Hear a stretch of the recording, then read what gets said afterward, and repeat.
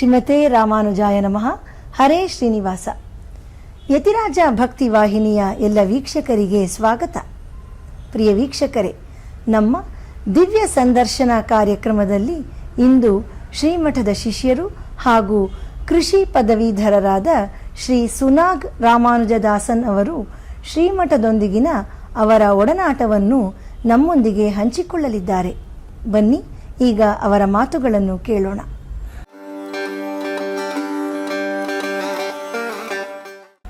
ಶ್ರೀಮತೆ ರಾಮಾನುಜಾಯ ನಮಃ. ಹರೇ ಶ್ರೀನಿವಾಸ.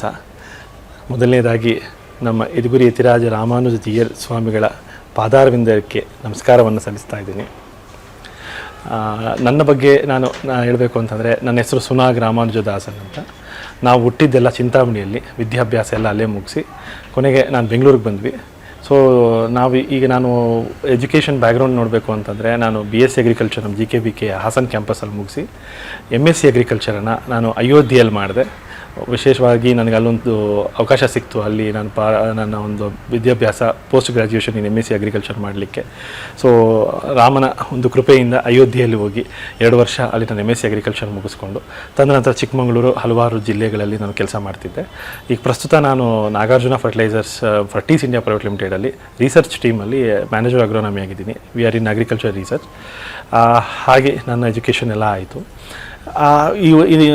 ಇದೆಲ್ಲ ನಡೀತಿರುವಂತಹ ಒಂದು ಸಂದರ್ಭದಲ್ಲಿ ಒಂದು ವಿಶೇಷವಾಗಿ 2019 ಡಿಸೆಂಬರಲ್ಲಿ ನಾನು ಶ್ರೀನಿವಾಸನ ದರ್ಶನಕ್ಕೆ ತಿರುಮಲೆಗೆ ಅಂತ ಹೋದೆ. ಅದಕ್ಕೆ ಬಿಫೋರ್ ಕೂಡ ನಾವು ಪ್ರತಿ ವರ್ಷ ತುಂಬ ಸತಿ ಹೋಗಿದ್ದೀವಿ.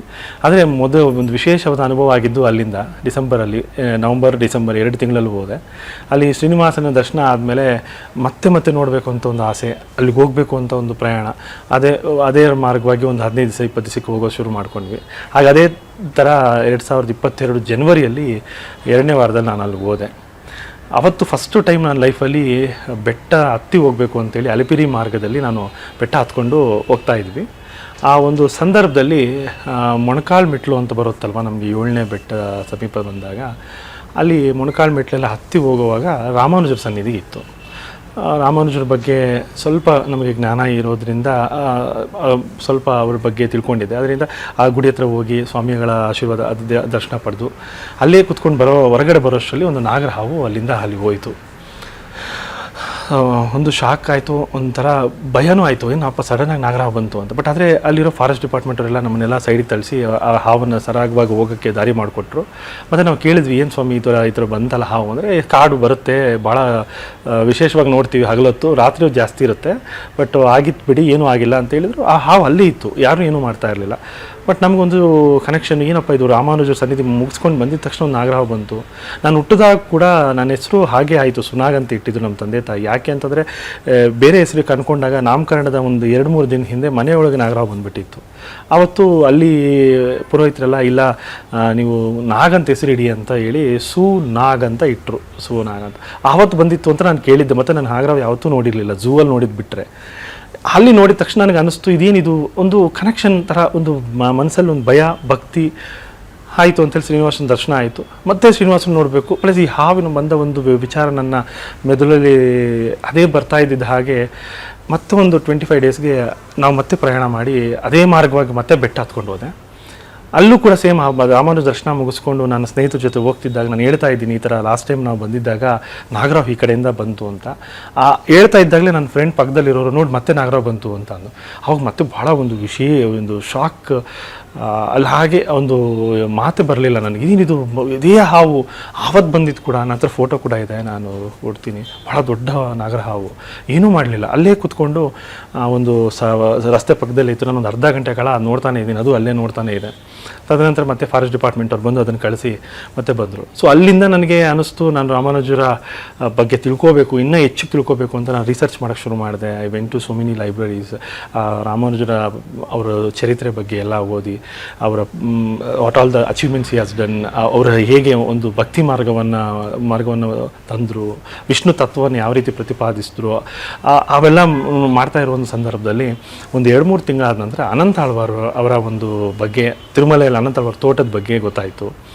ಬಹಳ ನನ್ನ ಕನೆಕ್ಷನ್ ಆಯಿತು. ಯಾಕೆಂದರೆ ನಾವು MSc ಅಗ್ರಿಕಲ್ಚರ್ ಮಾಡಿರೋದ್ರಿಂದ ಹಲವಾರು ಕಡೆ ನಾವು ಗಿಡಗಳು ಬೆಳೆಸ್ತಿರ್ತೀವಿ. ಆದರೆ ಇಲ್ಲಿ ಪೆರುಮಾಳ್ ಕೈಂಕರ್ಯಕ್ಕೆ ಅಂತ ಅನಂತಾಳ್ವಾರ್ ನಮ್ಮ ಕರ್ನಾಟಕದ ಶ್ರೀ ಕಿರಂಗೂರಲ್ಲಿ ಹುಟ್ಟಿ ರಾಮಾನುಜರು ಹೇಳಿದ ತಕ್ಷಣ ಅವರ ಆಚಾರ್ಯರ ಅವರು ಒಂದು ಆಜ್ಞೆ ಆಗಿದೆ ಅಂತ ಹೇಳಿ ಅವರು ತಿರುಮಲೆಗೆ ಹೋದರು.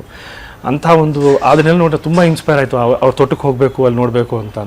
ಅದು 2022ರಿಂದ 23ವರೆಗೂ ನನಗೆ ಅವಕಾಶ ಸಿಗಲಿಲ್ಲ. ಯಾವತ್ತು ಹೋದರೂ ಅಲ್ಲಿ ಏನೋ ಒಂದು ಸಮಸ್ಯೆ, ದರ್ಶನ ಲೇಟ್ ಆಗ್ಬೋದು, ಅಥವಾ ದರ್ಶನ ಬೇಗ ಆಯ್ತು ಅಲ್ಲಿ ಬಂದರೆ ಪೊಲೀಸ್ ಬಿಡ್ತಾ ಇರಲಿಲ್ಲ, ಅಲ್ಲಿ ರಿಸ್ಟ್ರಿಕ್ಷನ್ಸ್ ಮಾಡ್ತಾಯಿದ್ರು ಮಾಡಬೀದಿಯಲ್ಲಿ ಹೋಗಲಿಕ್ಕೆ, ಆಗ್ತಾನೆ ಇರಲಿಲ್ಲ. 1 ವರ್ಷ ಹಾಗೆ ಕಳೀತು.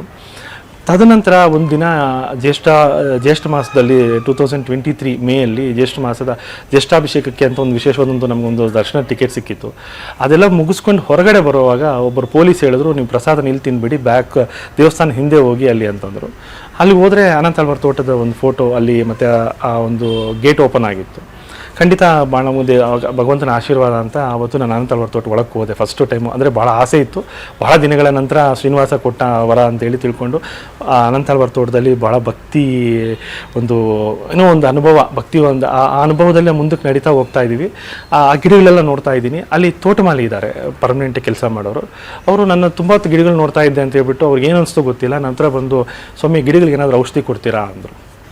ನನಗೆ ಅಲ್ಲಿ ಬಹಳ ವಿಶೇಷವಾದಂಥ ಶಾಕ್ ಆಯಿತು. ಏನಿದು, ನಾನು MSc ಅಗ್ರಿಕಲ್ಚರ್ ಮಾಡಿದ್ದೀನಿ, ಈ ಒಂದು ರಂಗದಲ್ಲೇ ಇರೋದ್ರಿಂದ ಇವ್ರಿಗೆ ಹೆಂಗೆ ಗೊತ್ತಾಯಿತು ನಾನು ಗಿಡಗಳಿಗೆ I can treat the plants ಅಂತ ನಾನು ಕೇಳಿದೆ.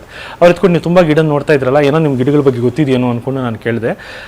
ಆಯಿತು, ನೀವು ಈ ಥರ ಇದ್ದೀರಲ್ಲ, ಬನ್ನಿ, ನಮ್ಮ ಸ್ವಾಮಿಗಳಿದ್ದಾರೆ, ಅನಂತಾಳ್ವಾರ 26ನೇ ತಲೆಮಾರು ಶ್ರೀಮಾನ್ ರಂಗಾಚಾರ್ಯ ಸ್ವಾಮಿಗಳು, ನಮ್ಮ ಜ್ಞಾನಾಚಾರ್ಯರು, ಮೊದಲನೇ ಜ್ಞಾನಾಚಾರ್ಯರು. ಅವರು ಹತ್ರ ಕರ್ಕೊಂಡು ಹೋದರು ನನ್ನ. ಆ ಥರ ಅವ್ರಿಗೆ ಹೋಗಿ ಈ ಥರ ಇಂಟ್ರೊಡ್ಯೂಸ್ ಮಾಡಿದ್ರು, ಈ ಥರ MSc ಅಗ್ರಿಕಲ್ಚರು, ಈ ಥರ ರಿಸರ್ಚ್ ಟೀಮಲ್ಲಿದ್ದಾರೆ, ರಿಸರ್ಚ್ ಇದರಲ್ಲಿ ಅಂತ. ಅವರು ಓಕೆ ಯುವರ್ ಪ್ಲ್ಯಾಂಟ್ ಡಾಕ್ಟರ್, ನಮ್ಮ ತೋಟದಲ್ಲಿ ಅಡ್ವೈಸ್ ಕೊಡಪ್ಪ ಅಂತ ಅಂದರು. ನಾನು ಆಯ್ತು ಸ್ವಾಮಿ, ನಿಮ್ಮ ಆಜ್ಞೆ ಅಂತ ಹೇಳಿದೆ. ಅದಾದ ನಂತರ ಒಂದು 25 days 15 days ಆ ರೀತಿ ಅಲ್ಲಿ ನಾನು ಹೋಗೋದು. ಅಲ್ಲಿ ಆಲ್ರೆಡಿ ತುಂಬ ಜನ ಅಲ್ಲಿ ಕೆಲಸ ಮಾಡೋರಿದ್ದಾರೆ, ಪ್ಲಸ್ TTDಯಿಂದ ಕಡೆಯಿಂದ, ಮತ್ತು ಅನಂತಾಳ್ವಾರ್ ತೋಟದಲ್ಲೂ ಕೂಡ ನಮ್ಮ ಸ್ವಾಮಿಗಳ ಮಾರ್ಗದರ್ಶನದಲ್ಲಿ ಹಲವಾರು ಜನ ಅಲ್ಲಿ ಸೇವೆ ಮಾಡ್ತಾ ಇದ್ದಾರೆ. ಸೊ ನಾವು ವೈಜ್ಞಾನಿಕವಾಗಿ ಯಾವ ಔಷಧಿ ಹಾಕಬೇಕು, ಅಂದರೆ ನಾವು ಸಾವಯವ ರೀತಿಯಲ್ಲೇ ನಾವು ಬೆಳೆಸ್ತಾ ಇದ್ದೀವಿ ಆಲ್ಮೋಸ್ಟ್.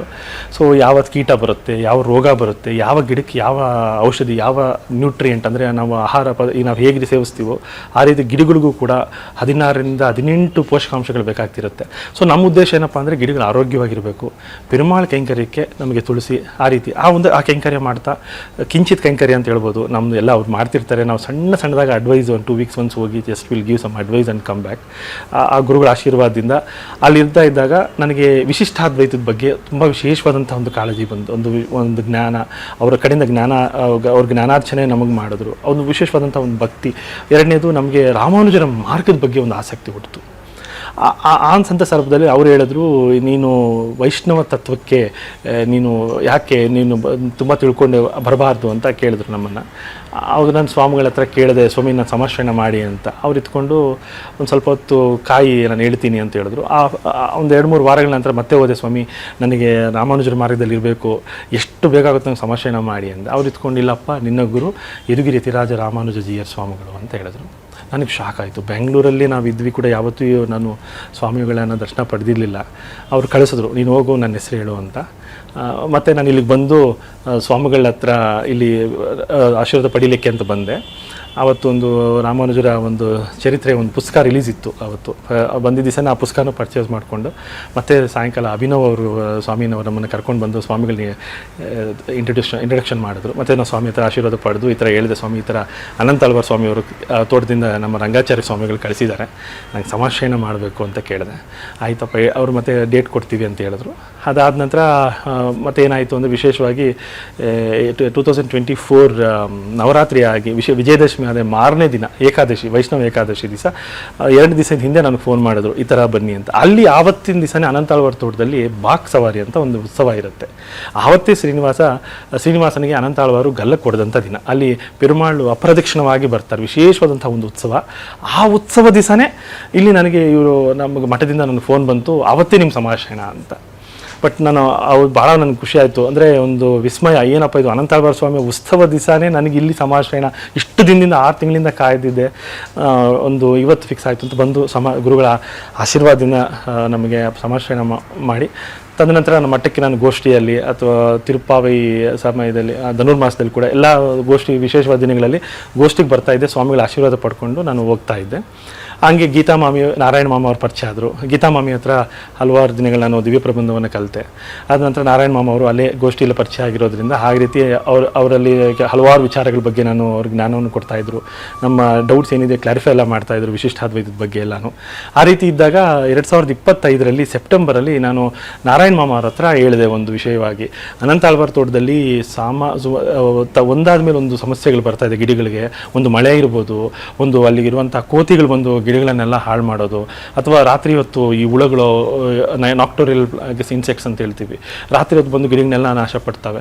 ಆ ರೀತಿ ಏನೋ ಒಂದು ಸಮಸ್ಯೆ, ಆ ಒಂದು ಸಮಸ್ಯೆಯಿಂದ ನಮಗೆ ಪೆರುಮಾಳಿಗೆ ಕೈಂಕರ್ಯಕ್ಕೆ ಅಂದರೆ ತುಳಸಿ ಆಗಲಿ ಹೂವಾಗಲಿ ಟೈಮ್ ಸರಿಯಾಗಿ ಹೋಗ್ತಾ ಇರಲಿಲ್ಲ. ಅದೊಂದು ಸಮಸ್ಯೆ ಇದೆ, ನಾನು ಸ್ವಾಮಿಗಳ ಹತ್ರ ಹೇಳಬೇಕು ಅಂದಾಗ ಅವರು ಬನ್ನಿ ನಾನು ಕರ್ಕೊಂಡು ಹೋಗ್ತೀನಿ, ಸ್ವಾಮಿಗಳ ಹತ್ರ ಮಾತಾಡೋಣ, ಸ್ವಾಮಿಯವರು ಮಂತ್ರಾಕ್ಷತೆ ಏನಾದರೂ ಕೊಡ್ತಾರೆ, ಅದನ್ನು ನಾವು ಸ್ವಾಮಿ ಆಶೀರ್ವಾದ ಪಡ್ಕೊಂಡು ಅವ್ರ ಹತ್ರ ಒಂದು ಗೈಡೆನ್ಸ್ ತೊಗೊಳ್ಳೋಣ ಅಂತ ಸ್ವಾಮಿಗಳು ಹೇಳಿದ್ರು, ನಾರಾಯಣ ಮಾಮ ಅವರು. ಆ ರೀತಿ ಆವತ್ತು ವಿಶೇಷವಾಗಿ ನಮಗೆ GR ಸ್ವಾಮಿಗಳು ಸಂಚಾರಕ್ಕೆ ಹೋಗ್ತಾ ಇರುವಂಥ ಸಂದರ್ಭದಲ್ಲೇ ಸನ್ನಿಧಿ ಮುಂದೆ ನಾವು ಹೋಗಿ ಈ ಥರ ನಮ್ಮ ಪ್ರಾರ್ಥನೆ ಮಾಡಿದ್ವಿ, ಈ ಥರ ಈ ಒಂದು ಇಶ್ಯೂ ಇದೆ ಅಂತ. ಸ್ವಾಮಿಗಳು ಬನ್ನಿ ನೀವು ನಾಳೆ ಮಾರನೇ ದಿವಸ ಅದ್ರ ಬಗ್ಗೆ ಚರ್ಚೆ ಮಾಡೋಣ ಅಂತಂದರು. ಮತ್ತು ಅವ್ರು ಹೇಳಿದ ಹಾಗೆ ನಾನು ಬಂದೆ, ಮತ್ತು ಸ್ವಾಮಿಗಳ ಹತ್ರ ನಾನು ಈ ಥರ ಮಾತಾಡಿದ್ವಿ. ಅವರು ವಿಶೇಷವಾಗಿ ಆಶೀರ್ವಾದವನ್ನು ಮಾಡಿ ಒಂದು ಮಂತ್ರಾಕ್ಷತೆಯನ್ನು ಕೊಟ್ಟು, ಆ ಮಂತ್ರಾಕ್ಷತೆಯನ್ನು ತೊಗೊಂಡೋಗಿ ನಾನು ವಿತಿನ್ ಒಂದು ವಾರದಲ್ಲಿ ಅನಂತಾಳ್ವಾರ್ ತೋಟದಲ್ಲಿ ಆ ಅಕ್ಷತೆಯನ್ನು ನಮ್ಮ ಗುರುಗಳು ಜ್ಞಾನಾಚಾರ್ಯರು ರಂಗಾಚಾರ್ಯ ಅವರ ಹಸ್ತದಿಂದನೇ ಆ ಅಕ್ಷತೆಗಳನ್ನೆಲ್ಲ ಇಡೀ ತೋಟದಲ್ಲಿ ಹಾಕಿದ್ಮೇಲೆ ಹಲವಾರು ಬದಲಾವಣೆಗಳಾಯಿತು. ಎಷ್ಟೊಂದು ವಿಸ್ಮಯಗಳಾಯಿತು. ಅಲ್ಲಿ ಗಿಡಗಳು ಕೂಡ ಆರೋಗ್ಯ ಚೇತರಿಕೆ ಕಂಡ್ವಿ. ಪೆರುಮಾಳಿಗೆ ಹೂವು ಎಲ್ಲ ತುಂಬ ಚೆನ್ನಾಗಿ ಆ ಕೈಂಕರ್ಯಕ್ಕೆ ಸಿಗೋ ಥರ ಅಂತ ಒಂದು ಅವಕಾಶ ಸಿಕ್ತು. ಆಚಾರ್ಯ ಸ್ವಾಮಿಗೆ ನಾವು ಧನ್ಯವಾದಗಳು ತಿಳಿಸ್ತೀವಿ. ಆ ರೀತಿ ಇದ್ದಾಗ ಸ್ವಾಮಿಗಳು ಇಲ್ಲೂ ಕೂಡ ಸಣ್ಣ ಕೈಂಕರ್ಯ ಈ ಒಂದು ಗಿಡಗಳ ಇಡಿ ಅಂತ ಹೇಳಿದ್ರು. ಮತ್ತು ಅದೇ ಅವರ ಆಜ್ಞೆಯಂತೆ ಇಲ್ಲೂ ಕೂಡ ಗಿಡಗಳಿಟ್ಟು ಅದನ್ನು ಹೂವಿನ ಗಿಡಗಳು ಅಥವಾ ಅಲಂಕಾರಿಕ ಗಿಡಗಳನ್ನ ಇಡ್ತಾ ಇದ್ವಿ. ಆ ರೀತಿ ಈ ಕೈಂಕರ್ಯವನ್ನು ಮಾಡ್ಕೊತಾ ಬರ್ತಿದ್ದೆ. ಅಂಥ ಒಂದು ಸಂದರ್ಭದಲ್ಲಿ ನಮಗೆ ಯತಿರಾಜ ಭಕ್ತಿ ಚಾನಲ್ದು ಆ ಒಂದು ಸೇವೆಗೆ ಒಂದು ಅವಕಾಶ ಆಯಿತು. ಒಂದು ದಿವಸ ನಾವು ಇದೇ ಥರ ಮಾತಾಡ್ತಿದ್ದಾಗ ಕಲ್ಯಾಣ್ ಸ್ವಾಮಿಯವ್ರ ಹತ್ರ ನಾನು ಹೇಳಿದೆ, ಈ ಥರ ಶ್ರೀನಿವಾಸನ ದಯೆಯಿಂದ ತಿರುಮಲೆಯಲ್ಲಿ ಒಂದು 2-3 ಹಾಡುಗಳನ್ನು ನಾನು ರಾಮ ಮತ್ತು ನಾರಾಯಣನ ಒಂದು ಅವತಾರಗಳ ಬಗ್ಗೆ ಒಂದು ಹಾಡುಗಳು ಬರೆದಿದ್ದೀನಿ. ಅದು ಒಂದು ವಿಸ್ಮಯಕಾರಿಯಾಗಿ ನಾನು ಯಾವುದು ಸಂಗೀತ ಕಲ್ತಿರಲಿಲ್ಲ, ಆದರೂ ತಿರುಮಲದಲ್ಲಿ ಹೋದಾಗ ಈ ಥರ ಆಗ್ತಿದೆ ಅಂತ ಹೇಳಿದಾಗ ಅವರು ಯಾಕೆ ನೀವು ನಮ್ಮ ಆಚಾರ್ಯರಿಗೊಂದು ಹಾಡನ್ನು ಡೆಡಿಕೇಟ್ ಮಾಡಬಾರ್ದು ಅಂತ ಕೇಳಿದ್ರು. ಒಂದು ಕ್ಷಣ ನಾನು ಇದಾಯಿತು. ಅಂದರೆ ಆಚಾರ್ಯರ ಬಗ್ಗೆ ಬರೀಬೇಕು ಅಂತಂದರೆ ಭಯ ಆಯಿತು ನನಗೆ. ಅಂದರೆ ಎಲ್ಲಿ ನಮ್ಮ ಅಷ್ಟೊಂದು ಜ್ಞಾನವಂತರಲ್ಲ, ಸಂಗೀತವನ್ನು ಕಲ್ತಿಲ್ಲ ಅಂತಹ ಒಂದಾಗ ನೀವೇನು ಇಲ್ಲ, ನೀವು ಹೋಗಿ ತಿರುಮಲೆಗೆ ಹೋಗಿ ಅಲ್ಲ ಆಗುತ್ತೆ ಅಂತ ಕಲ್ಯಾಣ್ ಸ್ವಾಮಿ ಭಾಳ ಸ್ಪಷ್ಟವಾಗಿ ಧೈರ್ಯವಾಗಿ ಹೇಳಿದ್ರು ಈ ಮಾತನ್ನು. ನಾನು ಅವ್ರು ಹೇಳಿದ್ದು ಹಾಗೆ ನನಗೆ ನನ್ನ ಮೆದುಳಲ್ಲಿ ಅದೇ ಇದಾಗಿ ನಾನು ಇಲ್ಲ ಸ್ವಾಮಿ ಹೇಳಿದರೆ ಆಗುತ್ತೆ ಅನ್ನೋ ಒಂದು ಧೈರ್ಯದಿಂದ ನಾನೇನು ಮಾಡಿದೆ, ಒಂದು 2-3 ದಿನಕ್ಕೆ ಮೇಲ್ಕೋಟೆಗೆ ಹೋಗಿ ನಮ್ಮ ಪೇಶಂ ರಾಮಾನುಜರ ಸ್ವಾಮಿಯವ್ರ ಹತ್ರ ಹೋಗಿ ನಾನು ಪ್ರಾರ್ಥನೆ ಮಾಡಿದೆ. ಈ ಥರ ಕಲ್ಯಾಣ್ ಸ್ವಾಮಿ ಹೇಳಿದ್ದಾರೆ, ಆಚಾರ್ಯಗೊಂದು ಹಾಡನ್ನು ಡೆಡಿಕೇಟ್ ಮಾಡಬೇಕು, ನೀವು ಜ್ಞಾನವನ್ನು ಕೊಡಿ, ರಾಗವನ್ನು ಕೊಡಿ ಅಂತೆಲ್ಲ, ಸಾಹಿತ್ಯವನ್ನು ಕೊಡಿ ನೀವೇ ಅಂತ ಅವರ ಆಶೀರ್ವಾದ ಪಡ್ಕೊಂಡು ತಿರುಮಲೆಗೆ ಹೋದೆ. ತಿರುಮಲೆಗೆ ಹೋಗಿ ನಮ್ಮ ಅನಂತಾಳ್ವಾರ್ ತೋಟದಲ್ಲಿರುವ ನಮ್ಮ ರಂಗಾಚಾರ್ಯ ಸ್ವಾಮಿಗಳ ಹತ್ರ ನಾನು ಹೇಳಿದೆ, ಈ ಥರ ಆಚಾರ್ಯರಿಗೊಂದು ಹಾಡನ್ನು ನಾವು ಬರೀಬೇಕು, ನಿಮ್ಮ ಆಶೀರ್ವಾದ ಬೇಕು ಸ್ವಾಮಿ ಅಂತ. ಅವರು ಆಗ್ತಾನೆ ಇದಕ್ಕೆ ಗರ್ಭಗುಡಿಗೆ ಅಂದರೆ ಸಾತ್ಮರಿಗೆ ಹೋಗ್ತಾಯಿದ್ರು ಶ್ರೀನಿವಾಸನ ಒಂದು ಸನ್ನಿಧಿಗೆ. ಅವ್ರು ಬಂದ ಮೇಲೆ ನಿನ್ನ ಆಶಯ ಆಗುತ್ತಪ್ಪ, ನಿನ್ನ ಆಶೀರ್ವಾದ ಶ್ರೀನಿವಾಸನ ಆಶೀರ್ವಾದ ಇದೆ, ಹಾಡನ್ನು ಬರಿ ಅಂತ ಹೇಳಿದ್ರು. ಅವತ್ತು ದೀಪಾವಳಿ ನರಕ ಚತುರ್ದಶಿ ದಿವಸ ಆಯಿತು ಅಂತೇಳಿ ನಾನು ಖುಷಿಯಾಗಿ ಮತ್ತು ಶ್ರೀನಿವಾಸನ ಅಲ್ಲೇ ನಾನು ಪ್ರಾರ್ಥನೆ ಮಾಡಿಕೊಂಡು ಅಲ್ಲೇ ತಿರುಮಲೆಯಲ್ಲೇ ಇದ್ದೆ. ಮಾರನೇ ದಿನ ಬಲಿಪಾಡ್ಯಮಿ ದಿವಸ ತಿರುಗೋಪುರದ ಹಿಂದೆ ನಾನು ಕೂತ್ಕೊಂಡು ಜಪವನ್ನು ಮಾಡ್ತಾ ಇರೋ ಸಂದರ್ಭದಲ್ಲಿ ಸಡನ್ನಾಗಿ ಈ ಹಾಡು ನನಗೆ ಯತಿರಾಜ ಯತಿರಾಜ ಯತಿರಾಜ ಜಯ ಹೋ ಅಂತ ಟ್ಯೂನ್ ಸಮೇತ ಆ ರಾಗ ಸಮೇತವಾಗಿ ನನಗೆ ನನ್ನ ಒಂದು ಆಲೋಚನೆಗೆ ಬಂತು. ಆ ಒಂದು ಸಂದರ್ಭದಲ್ಲಿ ನನಗೆ ತುಂಬ ರೋಮಾಂಚನ ಆಯಿತು. ತಿರುಗೋಪುರದಿಂದ ಆ್ಯಕ್ಚುಲಿ ಒಂದಂದರೆ ಹೇಳಬೇಕು ಅಂದರೆ ಯತಿರಾಜ ಅಂತ ಆ ಪದಗಳು ಆ ಟ್ಯೂನ್ಗೆ ಕಣ್ಣಲ್ಲಿ ನೀರು ತುಂಬ್ಕೊಂಡ್ಬಿಡ್ತು. ನಾನು ಆ ಒಂದು ಕ್ಷಣದಲ್ಲಿ ರಾಮಾನುಜರಿಗೆ ನಮಸ್ಕಾರಗಳನ್ನ ಅಂದರೆ ಧನ್ಯವಾದಗಳು ತಿಳಿಸ್ಬಿಟ್ಟು ಎಂಥ ಮಧುರವಾದ ಒಂದು ಹಾಡು ಕೊಟ್ಟೆ ಸ್ವಾಮಿ ಅಂತ ನಾನು ಮರ್ತೋಗ್ತೀನಿ ಅಂತ ಅದೇ ಸಂದರ್ಭದಲ್ಲೇ ನಾನು ರೆಕಾರ್ಡ್ ಮಾಡ್ಕೊಂಡ್ಬಿಟ್ಟೆ. ಆ ಟ್ಯೂನು, ಆ ಲಿರಿಕ್ಸ್, ಆ ಮೊದಲನೇ ಚರಣ, ಯತಿರಾಜ ಯತಿರಾಜ ಯತಿರಾಜ ಯತಿರಾಜ ಜಯ ಹೋ, ಯತಿರಾಜ ಯತಿರಾಜ ರಾಮಾನುಜ ಜಯ ಹೋ, ರಾಮಾನುಜ ಜಯ ಹೋ. ಹಾಗೆ ಮೊದಲನೇ ಚರಣ, 2 ಚರಣ ಅಲ್ಲೇ ಆಯಿತು. ಆದ ನಂತರ ನಮ್ಮ ಗುರುಗಳಿಗೆ ಹೇಳಿದೆ, ಸ್ವಾಮಿ ಭಾಳ ವಿಶೇಷವಾದ ಒಂದು ಮಧುರವಾದಂಥ ಒಂದು ಟ್ಯೂನ್ ಕೊಟ್ಟರು ಭಗವಂತ ನಮಗೆ ಎಲ್ಲ ಶ್ರೀನಿವಾಸನೇ ರಾಗವನ್ನು ಕೊಟ್ಟಿದ್ದು ಮತ್ತು ಸಾಹಿತ್ಯವನ್ನು ಕೊಟ್ಟಿದ್ದು ಶ್ರೀನಿವಾಸ ರಾಮಾನುಜರು, ನಮ್ಮ ಆಚಾರ್ಯರ ಒಂದು ಆಶೀರ್ವಾದದಿಂದನೇ ಅದಾಗಿದ್ದು. ನಮ್ಗೆ ಅಷ್ಟೊಂದು ಜ್ಞಾನ ಇಲ್ಲ. ಆದ ನಂತರ ಮತ್ತೆ ಆವತ್ತಿನ ರಾತ್ರಿಗೆ ನಾನು ಇಡೀ ಹಾಡು ಕಂಪ್ಲೀಟ್ ಆಯಿತು. ಬೆಳಗ್ಗೆ 1-2 ಚರಣ ಆಗಿತ್ತು, ಮತ್ತು ತಿರುಮಲೆಯಲ್ಲಿ ಕಂಪ್ಲೀಟ್ ಹಾಡಾಯಿತು. ಮತ್ತೆ ಬಂದು ಮಾರನೇ ದಿವಸ ನಮ್ಮ ಮನೆಗೆ ಬಂದು ನಾನು ಶ್ರೀಕಾರ್ಯಂ ಸ್ವಾಮಿಯವ್ರಿಗೆ ತೋರಿಸ್ಬೇಕು, ಅವರ ಗೈಡೆನ್ಸ್ ತೊಗೋಬೇಕು ಅಂತ ಹೇಳ್ಬಿಟ್ಟು ಒಂದು ಬುಕ್ಸ್ ತಗೊಂಡು ಬರಿತಾ ಇದ್ದೀನಿ ಹಾಡನ್ನು. ನಾನು ರೆಕಾರ್ಡ್ ಮಾಡ್ಕೊಂಡಿದ್ದೀನಿ, ವಾಯ್ಸ್ ರೆಕಾರ್ಡ್ ಎಲ್ಲನೂ. ಆ ಸಾಹಿತ್ಯ ಮತ್ತೆಲ್ಲ ಬುಕ್ಕಲ್ಲಿ ಲಿಖಿತವಾಗಿರಬೇಕು ಅಂತ ಹೇಳ್ಬಿಟ್ಟು ಬರಿತಾ ಇದ್ದರೆ ಒಂದು ಅನುಭವ ಹೇಗಿತ್ತು ಅಂದರೆ, ಒಂದು ಸಣ್ಣ ಹುಡುಗ ಬಾಲ ರೂಪದಲ್ಲಿರುವಂತಹ ಭಗವಂತ ಹಿಂಗೆ ಕೈ ಇಟ್ಕೊಂಡು ಹಿಂಗೆ ಅನ್ನೋ ಥರ ಒಂದು ಅನುಭವ ನನಗೆ ರೋಮಾಂಚನ ಆಗ್ತಾ ಇದೆ. ಯಾರು ನೋಡಲಿಕ್ಕೆ ಭಯ, ಹಿಂದೆ ಯಾರಿದ್ದಾರೆ ಅಂತ ಅಷ್ಟು ಕಣ್ಣಲ್ಲಿ ನೀರು ಬಂದಿದೆ, ಅಷ್ಟು ವಿಸ್ಮಯಕಾರಿ ಆಗಿದೆ. ಯಾಕಂದರೆ ಒಂದೊಂದು ಸಾಲಲ್ಲೂ ಕೂಡ ನಾನು ಆಲೋಚನೆ ಮಾಡಿ ಬರೆದಿರೋದಲ್ಲ, ಅದು ಭಗವಂತನೇ ಕೊಟ್ಟಿದ್ದು. ನನಗೆ ಶಾಕ್ ಆಯಿತು, ಇದು ಹೇಗಿದೆ, ಇದು ಹಣೆಯಲ್ಲಿ ತಿರುನಾಮ ಕೈಯಲ್ಲಿ ತಿರುದಂಡ, ಆ ರೀತಿ ಒಂದು ಮನದಲ್ಲಿ ಹರಿನಾಮ ಜಪದಲ್ಲಿ ದ್ವಯ ಮಂತ್ರ, ಒಂದೊಂದು ಸಾಲಿಗೂ ಕೂಡ ಕನೆಕ್ಷನ್ ಇದೆ. ನಮಗೆ ಏನಿದು ಇಷ್ಟು ಚೆನ್ನಾಗಿದೆ ಭಗವಂತ, ಎಷ್ಟು ಚೆನ್ನಾಗಿ ಕೊಟ್ಟೆಪ್ಪ ಅಂತ ನಾನು ಅವ್ರಿಗೆ ಧನ್ಯವಾದ ತಿಳಿಸ್ತಾ ಇದ್ದೀನಿ, ರಾಮಾನುಜರಿಗೆ ಧನ್ಯವಾದ ತಿಳಿಸ್ತಾ ಇದ್ದೀನಿ, ಆಚಾರ್ಯರಿಗೆ ಧನ್ಯವಾದ ತಿಳಿಸ್ತಾ ಇದ್ದೀನಿ. ಆ ರೀತಿ ಆಯಿತು. ಮತ್ತು ಮಾರನೇ ದಿವಸ ಅವತ್ತಿನ ಸಾಯಂಕಾಲ ಬಂದು ನಾನು ಶ್ರೀಕಾರ್ಯಂ ಅವರಿಗೆ ತೋರಿಸಿದ್ರೆ, ಅವರು ಕೆಲವೊಂದು ಕಲೆಕ್ಷನ್ಸ್ ಅಂದರೆ ಸಣ್ಣ ಪುಟ್ಟದನ್ನೆಲ್ಲ ಹೇಳಿದ್ರು, ತುಂಬ ನಮ್ಗೆ ಗೈಡೆನ್ಸ್ ಮಾಡಿದ್ರು. ಅವರು ಕೂಡ ನಮ್ಗೆ ಆಶೀರ್ವಾದ ಮಾಡಿ, ಆಯಿತು ಇದ್ರ ಪ್ರಕಾರ ನೀವು ರೆಕಾರ್ಡಿಂಗ್ ಹೋಗಿ ಅಂತ ಹೇಳಿದ್ರು. ಮತ್ತು ನಮ್ಮ ಕನ್ನಡ ಚಿತ್ರರಂಗದಲ್ಲೂ ಕೂಡ ಹಲವಾರು ಕಾರ್ಯಕ್ರಮಗಳು, ಟಿ ವಿ ವಾಹಿನಿಗಳಲ್ಲಿ ಪ್ರಸಿದ್ಧವಾದಂತಹ ಒಂದು ಸಿಂಗರ್ ಅವರು, ಅಭಿಷೇಕ್ ಅಂತ, ಹಲವಾರು ಚಿತ್ರಗಳಲ್ಲೂ ಪ್ಲೇಬ್ಯಾಕ್ ಸಿಂಗರ್ ಆಗಿ ಅವರು ಕೆಲಸವನ್ನು ಮಾಡಿದ್ದಾರೆ. ಅವ್ರ ಹತ್ರ ನಾನು ಹಲವಾರು ಹಾಡುಗಳು ಹಾಡಿದ್ರು ಅವರು ಕೂಡ. ಅದರಿಂದ ಅವ್ರನ್ನೇ ನಾನು ಭೇಟಿ ಮಾಡಿ, ಅವರು ಮತ್ತು ಇನ್ನೊಬ್ಬರು ಅವರ ಫ್ರೆಂಡ್ಸ್ ಎಲ್ಲ ಸೇರಿಕೊಂಡು ಮಾಯೆ ಸ್ಟುಡಿಯೋಸ್ ಅಂತ ನಮ್ಮ ಬಸವನಗುಡಿಯಲ್ಲಿದೆ, ಆ ಸ್ಟುಡಿಯೋದಲ್ಲಿ ಹೋದ್ವಿ. ವಿಶೇಷವಾಗಿ ವಿತಿನ್ 3 hours ರೆಕಾರ್ಡಿಂಗ್ ಆಗೋಯಿತು. ಮತ್ತು ಕೋರಸ್ಸು ಕೂಡ ಆಯಿತು, ಮತ್ತು ಒಂದು ಮ್ಯೂಸಿಕ್ ಎಲ್ಲ ಆಯಿತು. ತಂದಮೇಲೆ ನಾವು ಶ್ರೀಕಾರ್ಯಂ ಸ್ವಾಮಿಯವರಿಗೆ ತೋರಿಸಿದ್ವಿ, ಈ ಥರ ಸ್ವಾಮಿ ಆಚಾರ್ಯರಿಗೆ ಅಂತ. ಅವರು ಇದು ಹೆಂಗೂ ಯತಿರಾಜ ಭಕ್ತಿ ಚಾನಲ್ ಹೆಂಗೂ ಪ್ರಾರಂಭ ಆಗ್ತಾಯಿದೆ, ಆ ಚಾನಲ್ಗೆ ಮೊದಲನೇ ಹಾಡಾಗಿ ಇದನ್ನು ನಾವು ತೊಗೊಳ್ಳೋಣ ಅಂದರು.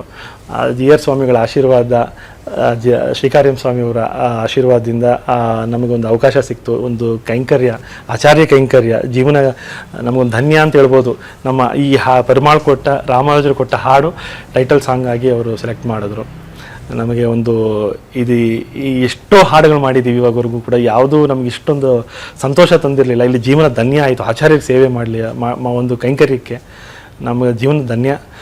ಇದೇ ರೀತಿ ಅವರ ಆಶೀರ್ವಾದದಿಂದ ಇನ್ನಷ್ಟು ಹಲವಾರು ಹಾಡುಗಳು ನಮ್ಮ ಕೈಂಕರ್ಯ ಮಾಡಲಿಕ್ಕೆ ಅವರ ಆಶೀರ್ವಾದ ಇದ್ದರೆ ಇದೇ ರೀತಿ ಮುಂದುವರಿಸ್ತಾ ಇದ್ದೀವಿ.